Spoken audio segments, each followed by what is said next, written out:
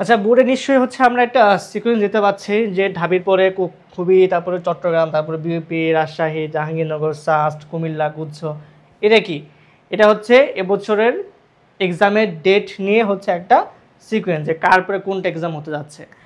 এখন যেটা হচ্ছে একটা স্টুডেন্ট, সে তো আর রোবট না, মানুষ তো, তাই না? ও কিভাবে একসাথে এতগুলো প্রেশার মাথায় নিবে?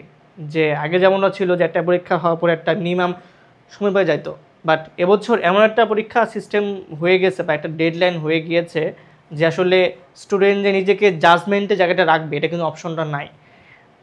কিছু যদি এমন একটা ডেট দিয়ে ফেলছে, যেমন এখানে হচ্ছে চট্টগ্রাম ইউনিভার্সিটি, তারপরে হচ্ছে বিউপি, ঠিক আছে, আবার এখানে বিউপির সাথে হচ্ছে রাজশাহী, একই ডেটে পরীক্ষা পড়ে গেছে। যেমন চট্টগ্রাম ইউনিভার্সিটির পরীক্ষা, বিউপির পরীক্ষা, চট্টগ্রাম ইউনিভার্সিটির যে সি ইউনিটটা আছে, আবার বিউপির হচ্ছে আমার এফবিএস ইউনিটটা আছে, পরীক্ষা পড়ছে একই ডেটে।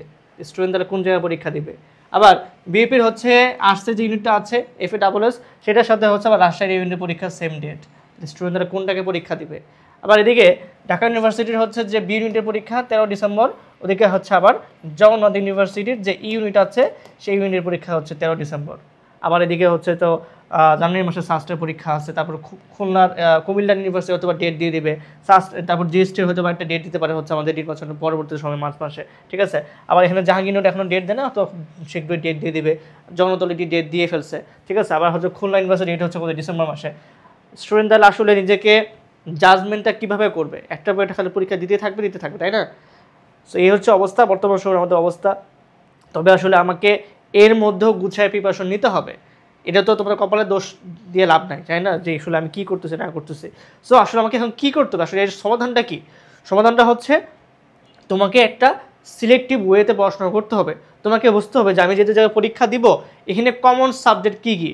দেখো তো কমন সাবজেক্ট কী কী এখানে হচ্ছে আমার বাংলা সব জায়গায় লাগতেছে, আমার ইংলিশও সব জায়গায় লাগতেছে, মোটামুটি কম বেশি হচ্ছে আমাকে জিকের যে প্রশ্নগুলা বা মৌলিক জিকের প্রশ্নগুলা এটা হচ্ছে আমার লাগতেছে। দেন আমার একটা প্রশ্ন হচ্ছে ম্যাথ, আমার একটা প্রশ্ন কি ম্যাথ। সো এই যে জিনিসগুলা আমি যদি একটু বেসিক কনসেপ্টটা ক্লিয়ার হয়, দেখো ভাইয়া বাংলা ইংলিশ সব জায়গায় লাগবে, আমি যারা আর্টস স্টুডেন্ট আছি সবার জন্য লাগবে। সো আমি এই পোর্শন যদি একটু এগিয়ে রাখি বা সুন্দর মতো গুছায় ফেলি, তা আমি কিন্তু অলমোস্ট 50% প্রিপারেশন হয়ে যাচ্ছে না। আবার জিকে হচ্ছে কিছু কিছু ভার্সন প্রিপারেশন একদম সেম, কিছু কিছু একটু ডিফারেন্স লাগে, যেমন বিপিটা হচ্ছে ইংলিশ ভার্সন, আবার জাহাঙ্গীরনগরে হচ্ছে একটু বিষয়ভিত্তিক জিকেগুলো বেশি লাগে, আবার ওই মৌলিক জিকে কিন্তু হচ্ছে আমার গুচ্ছতে লাগে, তাই না? আবার দেখো ম্যাথ পড়লে কিন্তু হচ্ছে জেনারেল ম্যাথ পড়লে আমার জেনারেল ম্যাথ যেখানে দিয়ে সবগুলো কিন্তু সেম প্যাটার্ন হয়ে যাবে। সো আমি যদি একটু গুছায় পড়তে পারি, আমার কাজ হচ্ছে প্রত্যেকটা ইউনিভার্সিটির জন্য একটা কমপ্লিট প্রিপারেশন রাখা, একটা ফাউন্ডেশন ক্লিয়ার রাখা, এই ফাউন্ডেশন ক্লিয়ারের জন্য আমি সবগুলোতে কভার করতে পারি। এরপর কাজটা কী হবে আমার? এরপর কাজটা কী হবে সেটা হচ্ছে আমার কোশ্চেন ব্যাংক পড়া। আমি কোশ্চেন ব্যাংক পড়ে প্রিভিয়াস অ্যানালাইসিস করে যে কোথায় কতটুকু লাগে, কোথায় প্যাটার্নটা কী, এই জিনিসটা সহজে ক্র্যাক করে এটা আমাকে ওইভাবে পড়তে হবে। সো আমাকে এখন কী করতে হবে?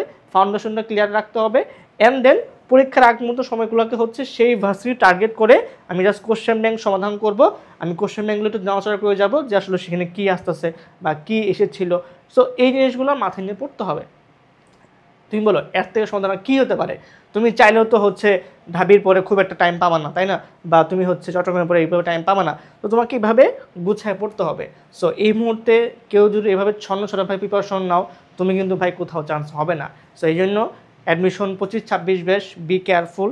তোমাদের আসলে এবছরের অ্যাডমিশনটা যেমন খুবই শর্ট টাইম হয়ে যাচ্ছে, তোমরা যারা ফার্স্ট টাইমের আছো তোমরা যদি এখন থেকে সিরিয়াস না হও, যেখানে যেখানে সেকেন্ড টাইমের আছে দেখবে কিন্তু সেকেন্ড টাইমে কিন্তু এগিয়ে থাকবে, কারণ কি ওরা কিন্তু আগে থেকে প্রিপারেশন নিয়েছে, আগে থেকে পড়েছে। বা তোমরা যারা 25 ব্যাচ যারা অ্যাডমিশন তোমার মাত্র HSC শেষ করে অ্যাডমিশনের জন্য দিচ্ছ বা দিয়েছো, তোমরা খুব একটা টাইম পাচ্ছ না। সো এই জন্য তোমাদের হাতে এখন যে সময়টা আছে এভাবে গুছিয়ে প্রিপারেশন শুরু করে দাও, ইনশাআল্লাহ তুমি ভালো কিছু করবা।